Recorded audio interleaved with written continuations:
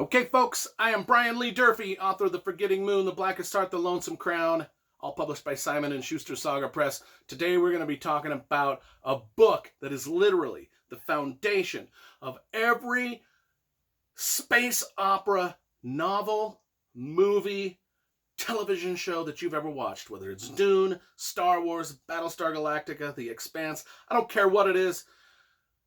This series was the grandfather of it all, and we're going to get into some of that. This is the grandfather of space opera, every bit as much as Lord of the Rings is the grandfather of epic fantasy and Dungeons and Dragons and grimdark fantasy and every type of fantasy novel out there. Well, Isaac Asimov's Foundation series, that's its importance in the history of science fiction. It's the foundation. They even call it Foundation. It is the foundation because, what is my personal history with these books? Well, it's not very good. I bought this trilogy back when I was a kid, skimmed through them. I read them, skimmed through them, I don't remember jack squat about these things. Because as a kid, they were that forgettable to me. I didn't get it. I didn't understand it. But yet I kept the books. Always thinking that one day I might reread them and learn something new. Well, by God, I just reread this one, and I learned something new. Now, about 3 or 4 months ago, you probably saw in one of my book haul videos that I bought this big collector's... Oh, my God. Things are falling. They fell. The book fell. Every time. I could edit this crap out. I could edit most of this bullshit out, but I don't have the energy. Just leave it in. God damn son of a bitch. Where was I? Oh. Book haul several months ago, I bought this big collector's omnibus of the whole trilogy that's got all 3 books in it, because I thought it looked cool. And it also inspired me to start rereading. So I picked up this one. We always review the covers. Oh my gosh. Michael Whelan. Michael Whelan did the covers here. Oh my gosh. This is a beautiful Michael Whelan painting. One of the reasons I actually kind of kept these books around was because I loved the cover art here. I love the cover art on all of these. Doesn't that just blow you away? Let's get a focus on that. And then book 3. Beautiful. Beautiful. I can't get over how awesome of a painter Michael Whelan is. Classics. What's this about? Isaac Asimov started this. So when these came out, I'm telling you, they must have just blown people's minds. This was probably like an acid trip for people, and we're going to get into it because, like I said, it's the foundation for every space opera out there, and it just must have, when people were reading this, now that I'm a more seasoned reader and a writer myself, having reread this just recently, I'm like, oh my God, I can see why this is a classic. This stuff is just crazy. I can't believe this guy wrote this in 1951 when he was 21 years old. He started this. And, it wasn't until he was 31 that they got published in book form. He wrote them for magazines and periodicals. It's sort of an ongoing series, kind of like Charles Dickens used to do in the old times or like the Green Mile, like Stephen King's Green Mile came out in chunks. Well, the Foundation, all of the whole Foundation trilogy came out in chunks over time. It wasn't until 1961 that he found a publisher to put them all together in this trilogy. And I'm telling you, if you were reading this in 1951 and we're reading what this guy was putting in there, and we're going to get into some of that stuff, the grand ideas that this guy was putting in there. Now, yeah, as a teenager, do I recommend this for teenagers? No. Because I was a teenager when I first read it, and it sailed right over my head. You need to be an adult to, I think, really appreciate this, or just an extraordinarily gifted intellectual teenager. But I was never that. I'm still not really that. But I am more of an adult now, and I am more appreciative of what's going on in this. This book this trilogy actually won in 1966.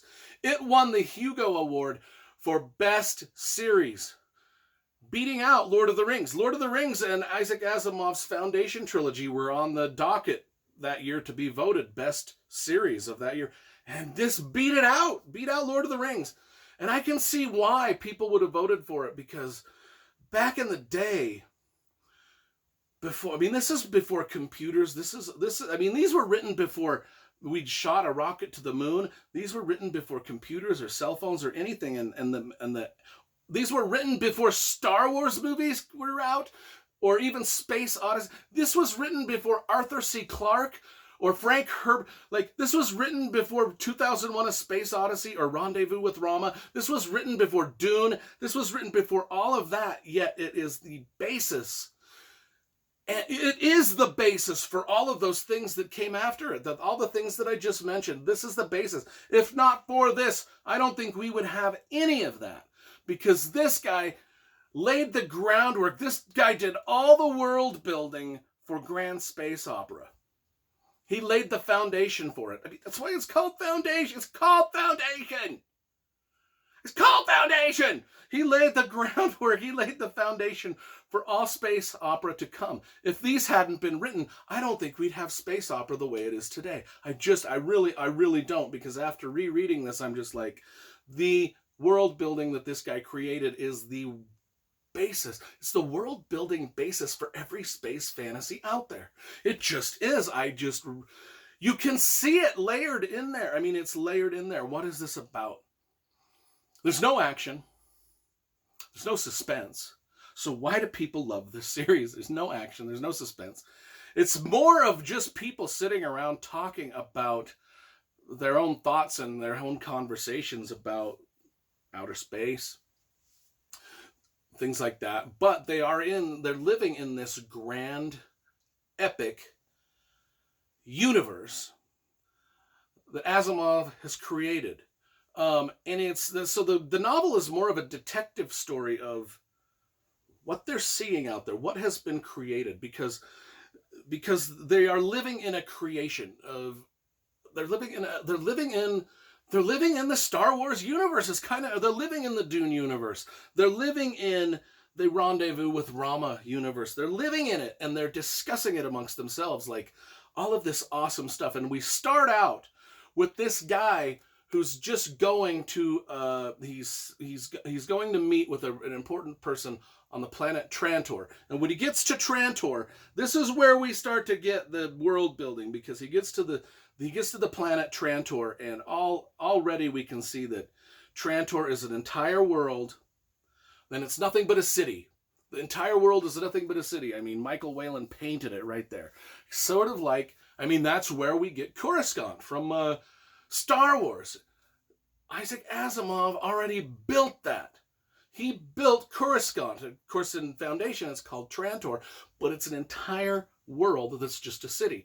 Well, once he gets there, he's amazed by it. He's like, oh my gosh, I've heard of it. The universe is vast, and there's a lot of billions and billions of planets that are populated with a lot of different things. But Trantor is sort of the center of it, and I've never been here. And he's overlooking the city, just going, I can't believe that this exists.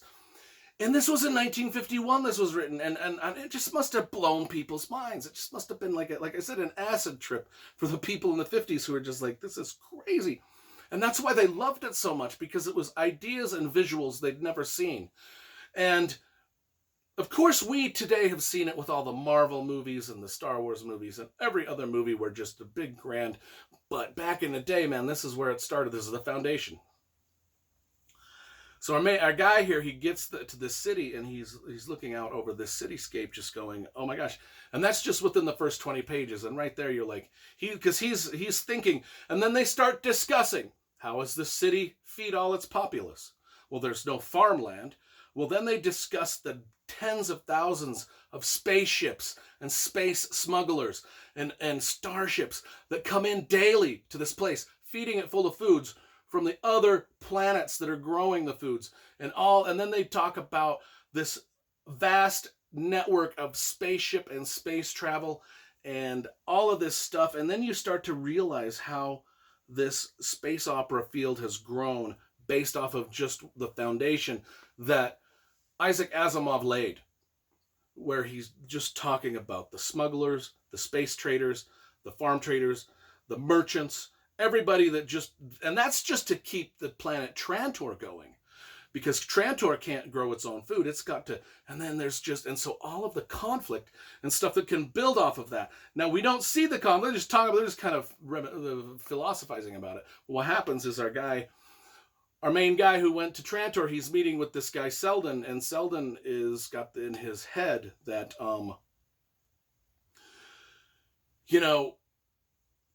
this can't sustain itself. Isaac Asimov was a big, he studied a lot of Roman Empire and the fall of the Roman Empire, and what kind of inspired him to do this Foundation trilogy was, what if it's not the fall of just the Roman Empire? What if it's the fall of a galactic empire?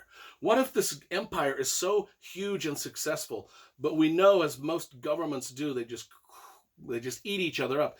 And what if it's the fall of a galactic empire? And he predicts out loud, he voices it, there's going to be, that's what this first novel is about, is Selden predicts the end of the galactic empire, and he out loud, and this freaks people out, and he's banished. They're like, get out with your crazy conspiracy talk. This empire will not fall. You need to stop with this. You need to just, so they banish him. Well, they banish him to this place called the Foundation.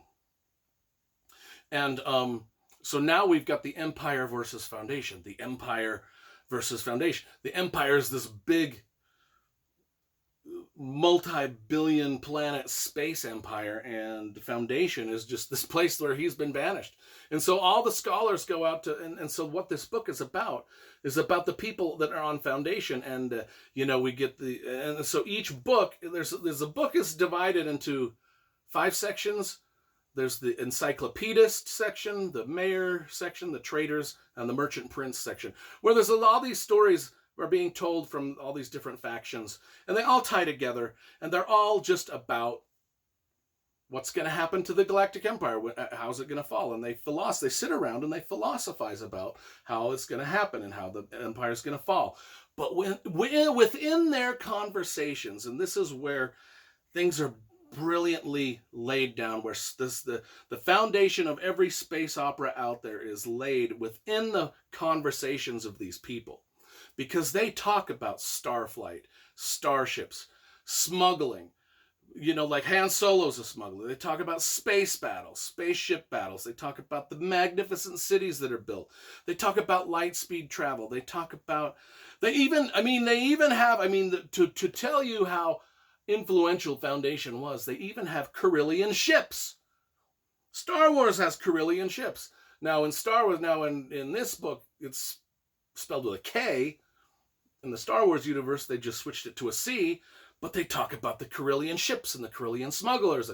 Like I said, it's everything that we know about space opera and the Star Wars and Dune and Battlestar Galactica and everything that's come since. It's based off of the conversations that these characters have in this book. These conversations where they talk about spirituality and religious stuff, and they even talk about mystical magicians that live in far-off planets that have mystical powers and mystical swords, and they can't be killed. This is it. This is where it stems from. The book has no action in it. It's got some, I think a guy towards the end pulls his blaster out and points it at one of the other guys. And there's a trial. There's like a trial, there's like lawyers and stuff. And then a guy is put on trial. And there's a few things that do happen in the story, but it's mostly just the characters talking about their world, their galactic empire, and how it's going to fall and how all of these things are going to crumble down. But they lay, just within those conversations, the world building, Isaac Asimov did the world building for every space opera that's come after. Just with this. People have plucked and pulled and... You get what I'm saying, folks. I was amazed. I was like, don't, if you're a high school kid, don't even bother. It's just going to bore you. And I'll be honest, it is a little tedious to sit around and listen to these guys talk.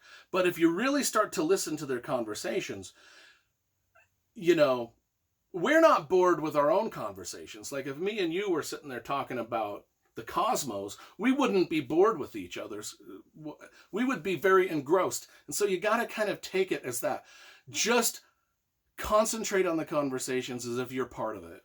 And you will learn so much, and you will want to write your own space opera after that, because the dude set it up. Now, like I said, I've skimmed through these things. I don't know what anything else about, so I'm really excited to start to reread the others. And then on top of that, there's four more. The main trilogy is the main Foundation trilogy is the main thing, but there's four more Foundation novels that Asimov wrote, which I'm gonna buy, which will be in my future book hauls. And then there's the Empire trilogy that he wrote, which I'm going to buy. And then there's the robot, like the iRobot, the Will Smith type. I'm going to get those. And then there's a handful of other standalone novels. So I'm going to buy all of his novels. I'm going to stay away from the short stories because I don't like short stories. But I'm going to buy all. And so you will be seeing some Asimov stuff come up in my future book hauls, because I'm so super stoked that I reread this after 30 years.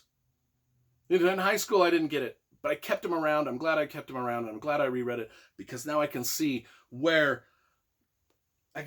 basis for all the space opera I love comes out of this book.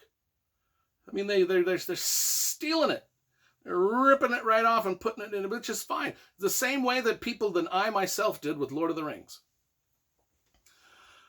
I give this, if I would have given this a 3 out of 10 in high school. When I read this in high school, that's guy, no. About a 2.5, 3 out of 10. Rereading it, I got to give this a very, very, very enthusiastic, like 9 out of 10, just because I can see it's the grandfather of all of our favorite space adventures.